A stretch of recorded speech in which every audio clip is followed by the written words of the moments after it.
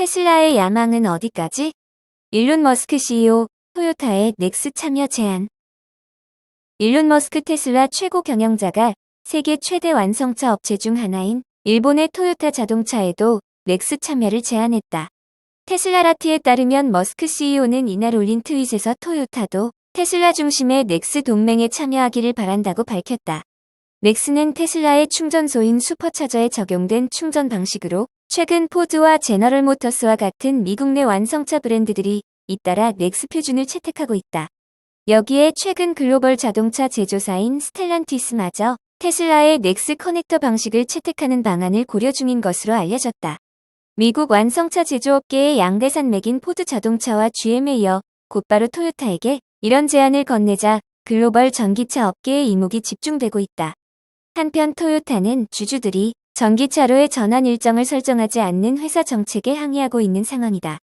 글로벌 자동차 제조업체가 배터리 전기차 전환 정책을 적극 밝히고 있는 가운데 토요타는 계속해서 시장 흐름과 경쟁에서 뒤처지고 있다는 설명이다. 한화가 벌인 니콜라, 주가 1달러 돌파. 상폐위기 벗어나나. 한화그룹이 지분을 투자해 화제를 모았던 미국 수소전기차 업체 니콜라 주가가 마침내 1달러를 돌파했다. 니콜라 주가는 지난 4월 11일 이후 1달러를 넘지 못하면서 상장 폐지 위기에 몰렸었다. 미국 나스닥에 상장된 니콜라는 14일 주가가 18.16% 폭등하며 1.08달러의 거래를 마감했다. 7거래일 연속 상승하며 70% 상승했다. 니콜라의 급등 배경은 이렇다. 니콜라는 현재 자본 확충을 추진하고 있다. 미국 연방준비제도가 6월 기준금리 인상을 스킵한 덕택에 조달 비용이 줄어들 것이라는 분석이 나온다.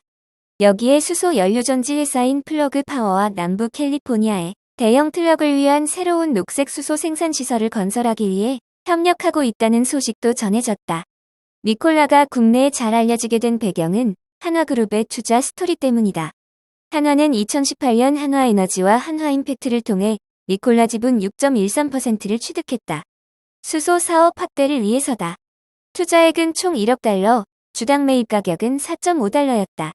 당시 환율을 기준으로 하면 한화로 약 1,200억 원이다. 니콜라는 2020년 나스닥에 상장하면서 급등했다. 2020년 6월 1일 67.53달러까지 치솟았다. 이에 한화의 니콜라 지분 가치는 20억 달러까지 폭등했다. 20배 장사를 한 셈이다. 그러나 곧 지옥이 찾아왔다. 2020년 9월 니콜라의 수소 기술은 허구라는 헤지펀드의 보고서가 나왔다. 미국 증권거래위원회와 법무부의 조사가 진행됐다. 결국 창업주 트레버 밀턴은 완성되지 않은 기술을 빌미로 투자자를 속인 혐의로 지난해 10월 사기죄로 유죄 판결을 받았다. 한화는 2021년 상반기 보유 주식 중 절반인 1,106만 주를 매각했다. 이를 통해 투자금의 절반 정도인 5,360만 달러를 회수했다. 이어 한화솔루션은 지난 5월 31일자 증권신고서에서 증권신고서 제출일 현재 니콜라 잔여 주식 전체 매도를 완료한 상태라며 니콜라 지분 투자 관련 추가 리스크는 존재하지 않는다고 밝혔다. 니콜라 지분을 매수했던 한화임팩트를 자회사로 두고 있다. 지난 1분기 기준 한화솔루션의 한화임팩트 지분율은 47.93%다. 한화는 니콜라 투자로 손해는 보지 않은 것으로 알려졌다. 리비안, 나스닥 100에서 퇴출. 온세미에 자리 내줘. 미국 전기차 스타트업 리비안 자동차가 나스닥 100 지수에서 퇴출된다. 그 충격으로 주가가 3% 넘게 급락했다. 리비안과 함께 지수 퇴출 가능성이 높은 루시드 그룹도 이날 동반 하락했다. 베런스에 따르면 리비안은 오는 20일 반도체 업체인 온세미컨덕터에 자리를 내주고 나스닥 100 지수에서 퇴출된다. 나스닥 100 지수는 비금융사 가운데 100대 기술주들로 구성돼 있다. 이 지수 편입 기준은 주로 시가총액이다. 금융사를 제외한 시가총액 상위 기술업체들 100곳이 주로 이 지수를 구성한다. 거래량 같은 다른 변수들도 보기는 하지만 주로 시총이 절대적인 역할을 한다. 2021년 붐을 타던 특수목적 합병법인과 합병을 통한 우회 상장 대신 전통적인 기업 공개라는 전공법을 택할 정도로 탄탄했던 리비안은 상장 첫 해 폭등했지만 이듬해인 2022년부터 나락을 걷기 시작했다. 리비안은 공급망 차질 속에 생산 목표를 절반으로 줄이면서 지난해 초 이후 시가총액이 약 66% 쪼그라들었다. CNBC에 따르면 14일 마감가를 기준으로 한 시가총액 규모는 138억 달러 수준에 불과하다. 2021년에는 시총이 933억 달러를 넘었다. 연방준비제도의 급격한 금리 인상 속에 스타트업들이 자금 조달에 어려움을 겪는 가운데 리비안은 추락하고 있다. 루시드 역시 리비안과 조만간 같은 길을 갈 것으로 보인다. 지난해 이후 주가가 75% 폭락하면서 시가총액이 130억 달러 수준으로 후퇴했다. 반면 온세미는 인공지능 반도체 붐 속에 떠오르는 해다. 지난해 이후 시가총액이 약 50% 급증해 14일 현재 400억 달러 수준으로 불어났다. 지수에서 퇴출된다는 것은 주가의 큰 악재 가운데 하나다. 해당 종목이 하강하고 있다는 것을 보여주는 상징일 뿐만 아니라 기관 투자가들의 유입을 가로막는 실질적인 걸림돌이기도 하다. 지수를 좇는 기관 투자가들은 리비안이 나스닥100 지수에서 퇴출되면 포트폴리오 조정 과정에서 리비안을 털어내야 한다. 다만 지수 퇴출 하나만으로 리비안의 바위가 굴러떨어진 것은 아니다. 나스닥100 지수에 투자하는 기관 투자가들의 자금 규모가 다른 대형 지수 투자 자금에 비하면 3발의 피 수준이기 때문이다. 시장 실적 지표인 스탠더드 앤드 푸어스 500 지수 흐름을 좇는 상장 지수 펀드의 경우 자금 규모가 16조 달러 수준이다. 반면 나스닥100 지수 투자 규모는 수천억 달러에 불과하다. 작은 규모라고 할 수는 없지만 S&P 500 지수 펀드에 비하면 무시할 수준이다. 리비안은 아직 S&P 500 지수에 편입돼 있고 당분간은 퇴출 걱정도 없다. 닌텐도와 애플, 디즈니의 공통점. 닌텐도는 아시아의 애플 혹은 게임의 디즈니라고 불린다. 최근 닌텐도가 이를 증명하는 흥행 기록을 보여주고 있다. 영화 슈퍼마리오 브라더스가 디즈니의 인크레더블 2와 겨울왕국을 제치고 역대 애니메이션 영화 2위에 등극하고 게임 신작 젤다의 전설 왕국의 눈물은 시리즈 중 역대 가장 빠른 속도로 판매되고 있다. 하트와 트럼프 카드를 만들던 작은 완구 회사가 어떻게 전 세계 대중문화에 막대한 영향력을 끼치며 디즈니와 애플에 필적하는 회사로 성공할 수 있었는지 소개한다. 디즈니가 세상에 미키마우스를 처음 소개한 작품 스팀보트 윌리는 단 7분짜리 단편이지만 세계 최초로 제작된 소리가 나오는 유성 애니메이션이라는 점에서 매우 중요한 작품이다. 이어 1934년 발표한 백설공주와 일곱 난쟁이는 세계 최초의 장편 애니메이션으로 기록되며 다시 한번 역사에 이정표를 남겼다. 디즈니가 애니메이션 영화를 새로운 장르로 개척하며 다른 작품들에 영향을 미친 것처럼 닌텐도는 게임에서 굵직한 발자취를 남겼다. 1980년 미국의 아케이드 게임기를 판매하기 위해 만들었던 동키콩은 고릴라 괴물 동키콩에게 납치된 공주를 찾는 점프맨의 이야기였다. 동키콩의 점프맨이 이후 마리오라는 이름의 배관공 캐릭터가 되면서 슈퍼마리오 브라더스라는 게임이 탄생했다. 동키콩 이전의 게임은 스페이스 인베이더, 갤러그처럼 서사 없이 쏘고 부수는 것이 전부였다. 하지만 괴물에 납치된 공주를 구해낸다는 서사를 추가하면서 게임은 엔터테인먼트의 영역에 들어오게 됐다. 게다가 슈퍼마리오 브라더스는 왼쪽에서 오른쪽으로 진행하며 플레이하는 최초의 뺑스크롤 액션 게임 방식으로 이후 페르시아 왕자, 소닉 등의 게임에도 영향을 주었다.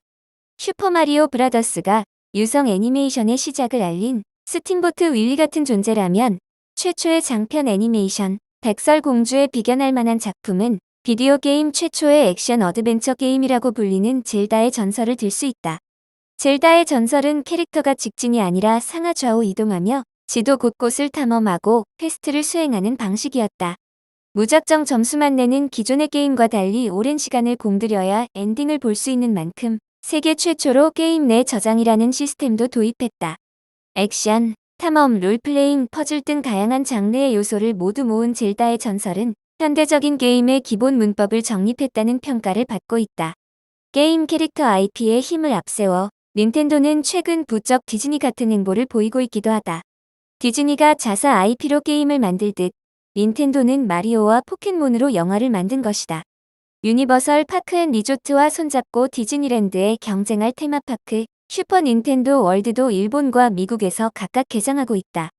이처럼 애니메이션과 게임, 각자의 분야에서 한 장르를 개척하고 마니아의 영역이던 것을 대중문화의 주요 분야로 만들고 있다는 점이 두 회사의 공통점이다.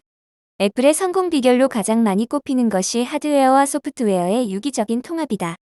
하드웨어에서부터 소프트웨어까지 직접 설계하고 최적화해 사용자 경험을 극대화하는 것이다. 닌텐도 역시 하드웨어와 소프트웨어의 통합, 즉 기술과 콘텐츠의 결합으로 성공해왔다. 최초의 콘솔 게임기를 만들었을 때부터 지금까지 직접 게임을 만들었다. 닌텐도 게임기에서만 할 수 있는 최적화된 게임으로 하드웨어와 소프트웨어의 판매량을 동시에 끌어올리는 전략이다.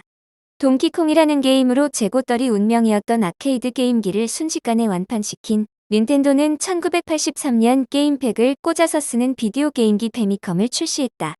당시 TV에 연결해 게임을 하는 비디오 게임 업체는 아타리 등 수십 개가 있었지만 제대로 된 게임 콘텐츠가 없어 소비자들의 외면을 받고 있었다.